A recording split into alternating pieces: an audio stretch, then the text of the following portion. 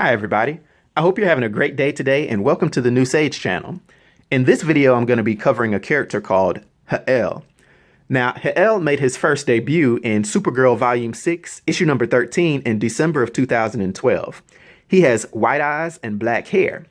Now he is a Kryptonian male and so he possesses all the physical enhancements that a normal Kryptonian under a yellow sun has. In addition to that, Jor-El has a very unique physiology. Now, due to him being an artificial entity that is not cloned from a single Kryptonian, he lacks the vulnerability to kryptonite that others in his race tend to have, as well as being capable of retaining his abilities under the radiation of Krypton's red sun. Now, this might also be attributed to the fact that he had radiation from countless different stars that his cells absorbed during his space travel, including black stars and even quasars. Another ability that he has is that he can teleport himself and others huge distances. It was shown that he's capable of teleporting himself and Supergirl from the bottom of the ocean to the surface of the sun, as well as being able to teleport huge structures like Superman's Fortress of Solitude in an instant. Jor-El can also somehow alter the size of Supergirl to make her small enough to enter the shrunken city of Kandor and enlarge her back to the normal size afterwards, although for some reason he's not able to alter his own size. Now, another powerful thing that Jor-El can do is that he can psionically manipulate matter at his own will. He can even disassemble it at the molecular level. An extension of this telekinesis is that he can also generate psionic barriers around himself and others to prevent harm. He has the telepathic ability to enter other sentient beings' minds and alter them to some extent, as he was shown to be able to teach Supergirl the human language in an instant. But he also tricked her to think that she was being attacked by Superman. It should be noted, however, that he is unable to control the minds of beings that are ruled by raw instinct, as it was shown that he couldn't manipulate any of the tribal clones in ancient Krypton. Now, he also exhibits a form of astral projection. He can actually create versions of himself that are capable of traveling and interacting with his surroundings, as well as turn intangible to others. He's also able to make these copies visible to whoever he chooses and to change their appearance as well. But he's unable to use any of his array of abilities in this form. Now, the last very unique ability that Jor-El has is that after he was bathed in the Star Chamber's residual energy, he gained the ability to manipulate time. Besides regular time travel, he can also tap into the remnants of others' actions to see their recent past, as well as travel to more than one timeline at the same time, being in different eras simultaneously, but doing so puts him under a huge stress. Now, from the beginning, Jor-El believed that he was a Kryptonian space explorer that worked for Jor-El and Laura, Superman's parents. He loved the two dearly as if they were his own parents.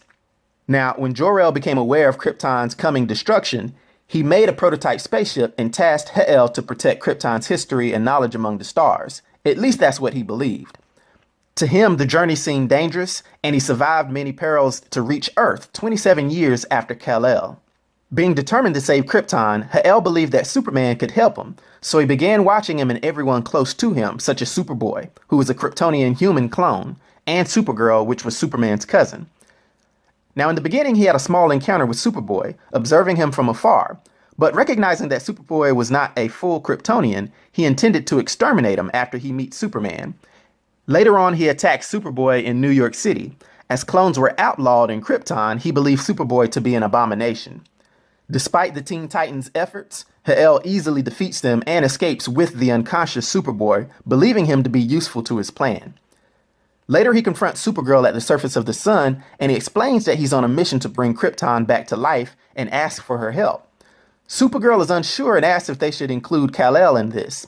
Now, Jor-El believed that Kal-El had been corrupted in Earth's ways, but he still sees him as a little brother and is not willing to give up on him. Jor-El then gives Supergirl the ability to speak English, and he sends her to bring Kal-El to him.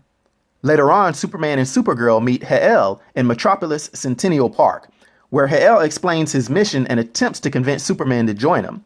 However, Superman refuses to believe Jor-El's story. He then tries to prove loyalty to the House of El by killing the unconscious Superboy. Now, of course, Superman attempts to stop him, and a fight breaks out between the two. After defeating Superman, he leaves Metropolis to continue his plan. Later on, Jor-El battled Superman and Superboy at the Fortress of Solitude and knocked them both into space. He then reprogrammed the fortress to keep the two out. Later, he took Supergirl to the fortress with him so she could help him retrieve a crucial item in order to go back in time before Krypton's destruction. He shrunk Supergirl so she could be able to get inside of the bottled city of Kandor and accompanied her in his astral form. He tasked her with finding the quantum crystal that powers the city in order to use it as an energy source. But besides Supergirl's objection about the city needing it, he reassured her that it would be fine since the time leap would return everything as it was meant to be. After securing the ship that brought him to Earth, Jor-El claims that it will be used as the foundation of the Star Chamber that will eventually return them to Krypton. After a fierce battle against the Flash, Supergirl was defeated by an alien weapon that he had that was fed by kinetic energy created to specifically scramble Kryptonian biology. But his victory was short-lived as Jor-El disarmed him and teleported him back to Justice League's watchtower. With his device completed, Jor-El attempted to activate it right after he redirected Cyborg's boom tube to transport the Justice League to the fortress's bowels, thinking that they were no longer a threat, only to be confronted by Superman, who was adamant on stopping him and ruining his plans. Jor-El was forced to teleport the entire fortress in order to safely activate a star chamber that, once activated, released enough energy to consume the system's entire sun. With the chamber fueling his ship's cells using a kryptonite fragment to convert the sun's radiation into energy, Jor-El proceeded to finish off the Justice League. Telling Superman that Earth has made him weak, he punched him into space once again. And after knocking out Wonder Woman, Kara confronted him about his actions. She was beginning to realize that he'd lied to her in order to convince her to help him kill billions. But Jor-El told her that Earth must be sacrificed for Krypton to live and that the time leap will fix everything, asking her to choose between Earth and Krypton. Right before entering the ship to leave to the past, Kara approached him, asking him to take her with him, to which Jor-El happily agreed, only for her to stab him with a kryptonite fragment that fell from the star chamber, thus seemingly defeating Jor-El and saving Earth. But Jor-El actually fell through one of the temporal rifts, which took him several decades in the past to be found by a young Jor-El on Krypton. Now, Jor-El studying him and nursing him back to health, after 6 months of Jor-El being in a coma, he finally realized that everything he believed was a lie. All of his memories of Krypton were nothing more than a fantasy, which ultimately drove him insane, and he desired to rule Krypton rather than save it. You see, Jor-El learned that he was a clone hybrid that was spontaneously generated from millions of Kryptonian cell samples. In other words, he was a freak accident. He then proceeded to enslave the entire planet, destroying anyone who opposed him on a now living Krypton. Jor-El followed both Kara and Khan to their respective timelines with the purpose of killing them both. But the convergence of both timelines was taking a toll on him, to which Superboy and Supergirl used to their advantage to attack him together. Now defeated, Jor-El followed Superman to his timeline, but before he could do anything, he was trapped by an aged Jor-El with the intention of killing him, but was saved and ultimately defeated by Superman, who used the chronal strands to trap Jor-El in a perpetual time loop, imprisoning him in eternal limbo.